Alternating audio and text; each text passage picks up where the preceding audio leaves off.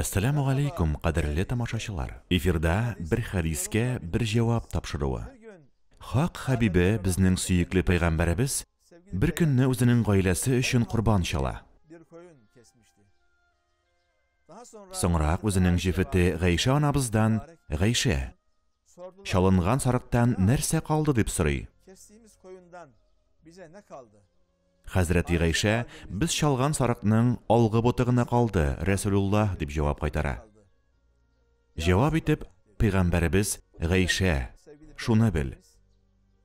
Шушы алгы боттан кала, син тараткан һәм кунакларыңны сыйлаган бар өлешләрдә безнеке булды", диде. Шул рәвешле Аллаһ илчесе безгә бик мөһим бер әйберне бәян итә. Кешеләр, белегез, Аллаһ ризалыгы өчен таратылган бар әйбер дә сезнең үзегезгә кала. Бер вакыт пәйгамбәребез үзенең сахабаларына: "Дөнья малын арттыру теләге, байлык һәм балаларыгыз белән мактану сезне үлеп кабергә кергәнчегә кадәр алдый, һәлак итә.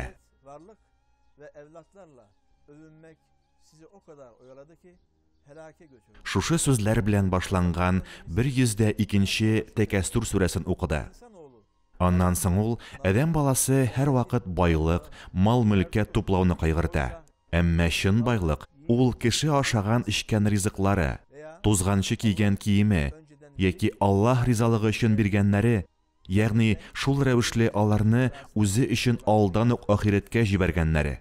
Закат түләү, садака бирү, Аллаһ ризалыгы өчен малыңнан өлеш чыгару динебезнең 5 әркәненең берсе булып тора. Аллаһ Тәгалә әйтә: "Үзегезгә сөекле нәрсәләрдән бирмичә торып, Аллаһ нигъмәтләренә ирешә алмассыз. Һәм Аллаһ сезнең нәрсәләрдән садака биргәнегезне белеп тора." Кеше башкаларга Аллаһ ризалыгы өчен нәрсәдер бирсә, иң беренче бу аның үзенә калыр. Пәйгамбәребез безгә шуны искәртә. Башка мәсьәләләрдә кебек үк, садака бирүдә дә Рәсулуллаһ безнең өчен иң яхшы үрнәк булып тора. Ул: "Мин бары өләшәм, ә бирүче Аллаһ үзе", дип әйткән. Һич шиксез, бар мөлкәтнең хакыйкый хуҗасы Аллаһ Тәгалә. Ә без бу әманәтне бары тик вакытлыча кулланабыз. Шуңа күрә Аллаһ илчесе гамәлләре белән дә, сүзләре белән дә Аллаһ ризалыгы өчен садака бирергә, мөхтаҗларны, фәкыйрьләрне, ятимнәрне һәм ярлыларны кайгыртырга, ярдәм күрсәтергә, сыйларга өнди. Кеше әйтә алган иң яхшы сүз садака ди ул. Ир үзенең хатынына каптырган икмәк кисәге шулай ук садака. Ул үзенең эшчесен яки хезмәткәрен ашаткан ризык та садака. Хәтта иратның хәлал җефете белән якынлык кылуында ул хәер, садака дип билгели. Димәк, хәтта безнең башкаларга бирерлек әйберебез булмаса да, ким дигәндә без кешеләргә җылы караш, елмаюыбызны бүләк итә алабыз. Һәм бу да садака булачак.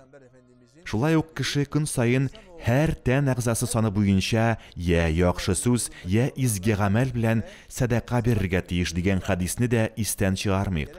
Кулыбыздан килгәнчә һәр кемгә ярдәм итәргә тырышырга кирәк.